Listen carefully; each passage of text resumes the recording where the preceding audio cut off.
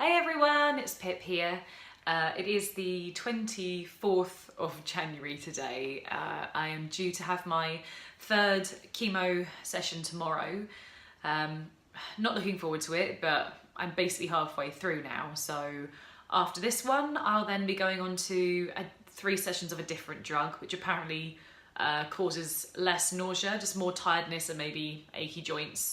But yeah, so I had my second session of chemotherapy on the 4th of January and it was much better this time. When I saw the nurse 2 days before having my chemotherapy, they sort of check in on you and see how you reacted and your thoughts, etc.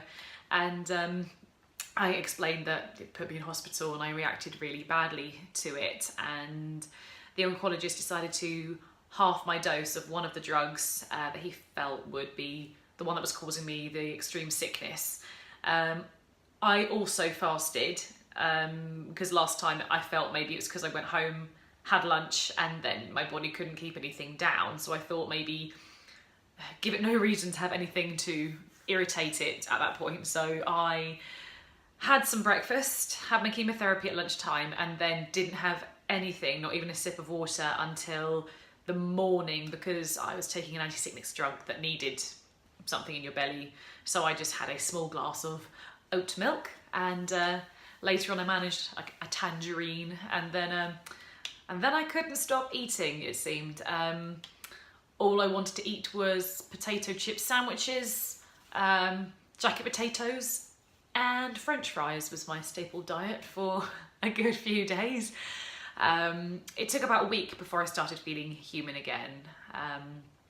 I did also have some strange dreams and mild hallucinations.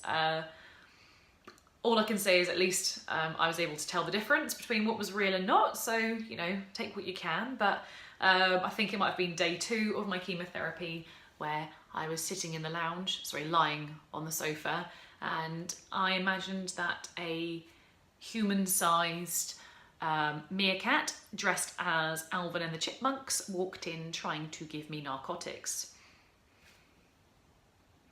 I mentioned that to the oncologist when I saw him yesterday, and he just laughed and said, well, hey, people pay lots of money for that kind of experience, so...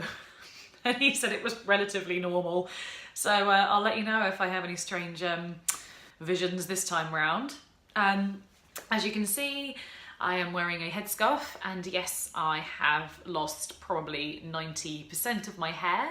Still got my eyebrows and my eyelashes at the moment, but then I've still got 4 sessions to go, so they might still disappear. I have tried various scarves, and I thought I'd do a little showcase for you.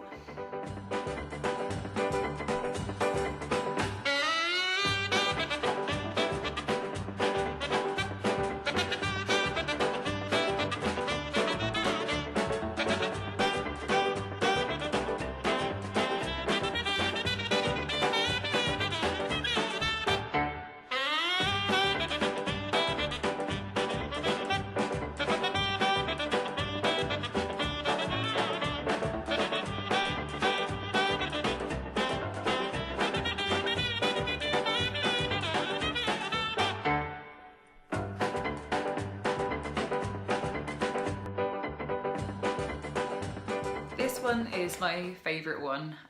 One of my close friends bought this one for me.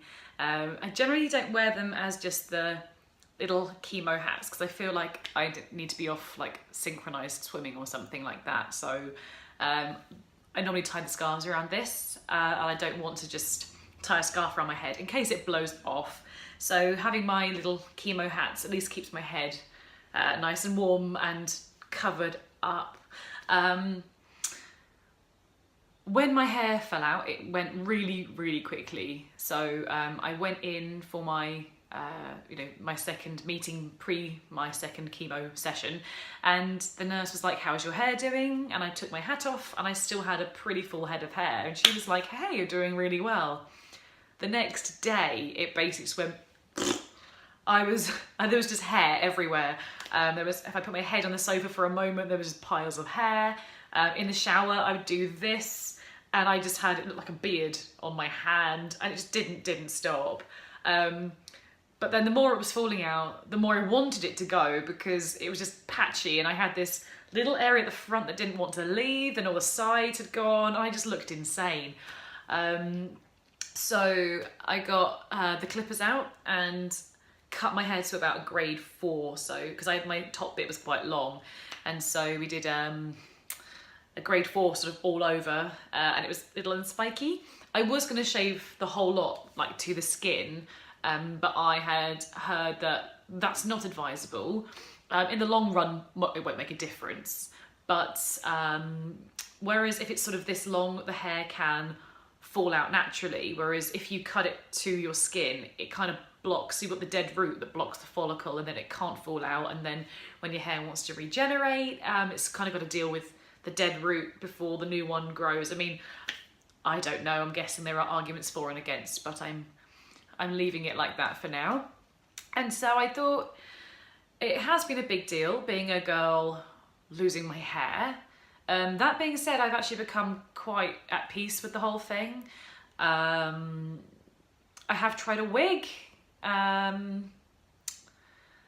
Yep, I might actually demonstrate that one a little bit. I went out with my wig on. I did try, I'd gone to the wig shop, and the NHS give you a £120 discount, and I still, in the price bracket that I could afford, like the cheapest sort of range, I still had to pay an extra £104 on top of that.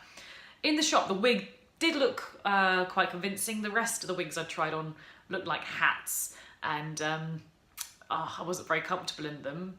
That being said, I've tried venturing out the house in the wig. I went out for brunch, wore the wig, felt like an absolute idiot. Every time I caught my reflection, I just thought, oh my gosh, like it was just too full around the face. It's alright when you sit down and you style it out, and I could sit in front of the camera and you'll go, hey, that looks really nice, but when the wind starts to blow, it just looks ridiculous.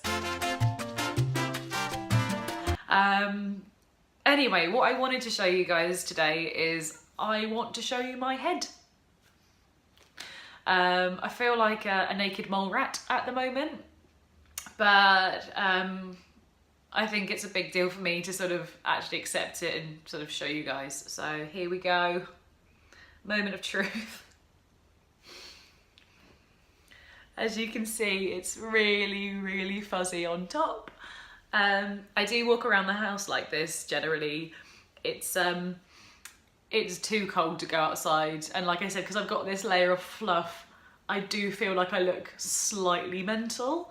That being said, like I said, I've at least still got these and my eyelashes for now, and I have this plan. When my hair starts to grow back, I'm gonna keep it really short until I have like a full head of hair, like you can't see my scalp anymore, and then I'm gonna let it grow slightly. I thought I might dye it blue. I don't know. But anyway, so this is my head. I am bald. And yeah, that's kind of it for now. That's just what I wanted to share with you. I'm feeling fine at the moment. Like the sickness has stopped, and so I'm feeling human again. Next week will be a different story, but it will all pass and it's all going to be okay. So I hope you're all having a lovely day and this hasn't scared you too much. I feel like one of those Barbie dolls that sort of the kids attacked it with the scissors, you know, ruined its hair. But here we go. At least, you know, I don't have to wash it. It's really nice. I get in the shower, I put baby oil on my head. It feels really nice.